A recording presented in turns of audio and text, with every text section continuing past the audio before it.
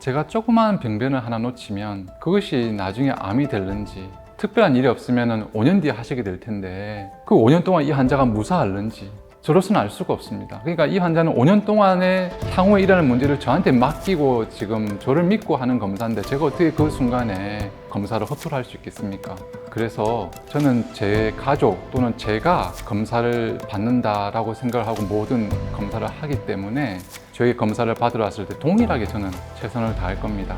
그래서 언제나 누구에게나 저에게 진료를 받으러 온 분은 동일하게 정말 지휘를 막론하고 내 몸같이 최선을 다해서 진료를 해왔고 앞으로도 할 것입니다.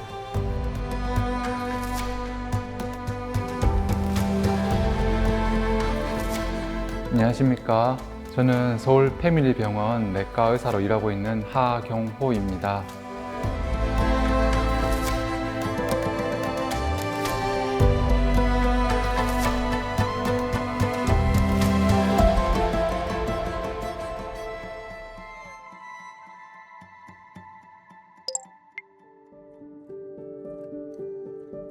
내과에는 소화기 내과도 있고 순환기 내과, 신장내과, 내분비내과 여러 하여튼 내과가 있습니다. 그런데 시술을 하고 수술에 가깝다 할 수 있는 그런 시술을 하는 내과로서는 순환기 내과와 소화기 내과가 있습니다. 순환기 내과는 많은 사람들이 아시겠지만 심장에 스텐트를 넣는 아주 고위험의 시술을 하는 곳이죠. 근데 소화기 내과는 식도부터 위, 대장 이런 다양한 어떤 장기에 수술과 같은 시술을 할 수 있는 영역이라고 볼 수 있겠습니다. 저는 그런 내과 분야에 흥미를 느끼고 관심이 있어서 지원하게 됐습니다. 수면은 궁극적으로 환자분이 검사를 받기 편하도록 하기 위한 것이죠. 그러니까 수면을 하는 것이 옳다, 안 하는 것이 옳다 이런 것은 중요한 것 같지는 않고 수면을 통해서 환자가 편안하게 검사를 받을 수 있느냐 그것을 제일 우선시하면 될 것 같습니다. 수면을 안 해도 괜찮고 수면을 해도 괜찮은 겁니다. 다만 수면제도 우리가 부작용을 간과하면 안 됩니다. 예를 들면은 수면 무호흡 그런 거 있지 않습니까? 우리가 숨을 안 쉬는 상황이 벌어질 때까지 수면제를 많이 쓴다는 것은 굉장히 조심스럽습니다. 그래서 편안하게 우리가 검사를 받되 다만 수면제를 썼을 때 위험한 상황이 초래될 수 있는 분이라면 반드시 그런 분은 수면을 안 하는 게 맞겠습니다. 하지만 그 외에는 본인이 그냥 원하시면 하시는 거고 다만 비용이 들 뿐입니다. 네. 비수면으로 하게 되면 아무래도 이 내시경 이 딱딱한 관이 굉장히 긴 관이 이 목 안으로 이렇게 들어가서 최소 한 3분에서 5분 정도는 검사를 해야 되는데 상당히 괴롭거든요. 저도 개인적으로 한번 받아본 적이 있는데 속된 말로 죽을 뻔했습니다. 그래서 저는 가급적 수면 하시라고 권합니다. 물론 제가 환자분에게 수면이 안 될 분 같으면은 미리 그런 얘기 자체를 안 하고 수면을 원하더라도 제가 안 하시는 게 좋겠습니다 라고 얘기를 합니다. 그런데 그런 분을 제외하고는 가급적이면 수면을 하시도록 저는 권유를 하는 것이 검사를 받는 분도 편하고 또 검사를 하는 사람 입장에서도 수면이 되어 있으면 여러 가지 저희가 검사도 할 수 있고 또 조금 시간이 걸리더라도 여유 있게 저희가 꼼꼼하게 보고 나올 수가 있는데 수면이 안 돼 버리면 환자도 너무 괴로워서 검사를 빨리 해야 된다는 저희 압박감이 있습니다. 그러니까 저는 환자분이 경제적 여력이 되고 비용을 낼만 하시면 그냥 수면을 다 하도록 권유합니다.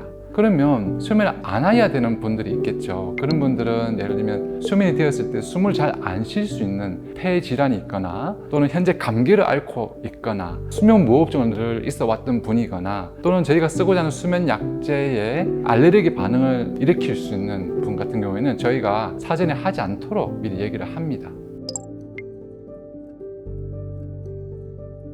위내시경은 우리 만 40세부터 나라에서 2년마다 하도록 지원을 해주고 있습니다. 그래서 각 가정에 통지서까지 날려 보내주죠. 그리고 대장 내시경은 만 50세부터 하도록 권유가 되어 있습니다. 하지만 여기 예외가 있는데요. 위암이나 대장암에 가족력이 있는 분이라면 좀 당겨서 당연히 해야 될 거로 생각이 되고요. 예를 들면 10년 정도 당겨서 한다든지 그리고 이거 외에도 특별히 자기가 늘 소화불량이라든지 대변을 봤는데 피가 자주 나는 것 같다든지 이런 경험이 있으시다면 꼭 나이에 상관없더라도 내시경을 하는 것을 저는 추천합니다. 초음파나 CT는 위를 보기는 합니다만은 우리가 내면, 위 안을 내면을 보지는 못합니다.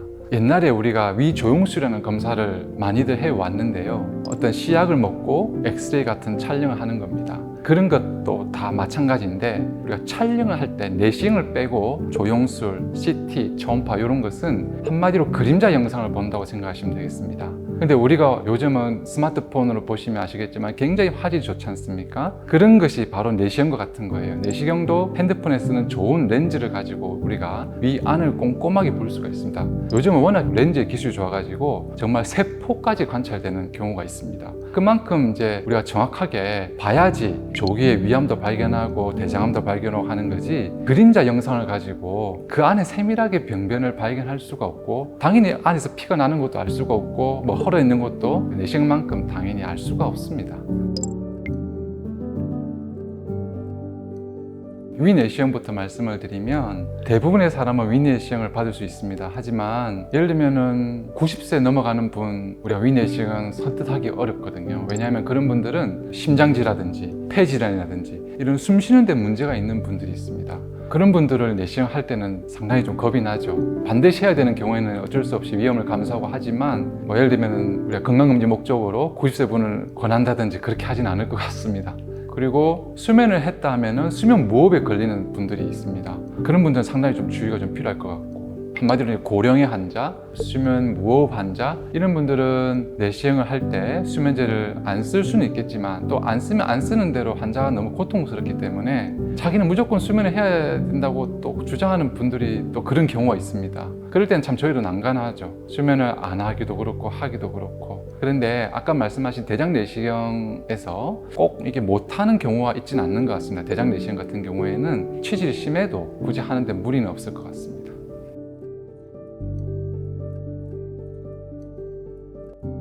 감사합니다. 지금까지 서울 패밀리병원 하경호였습니다.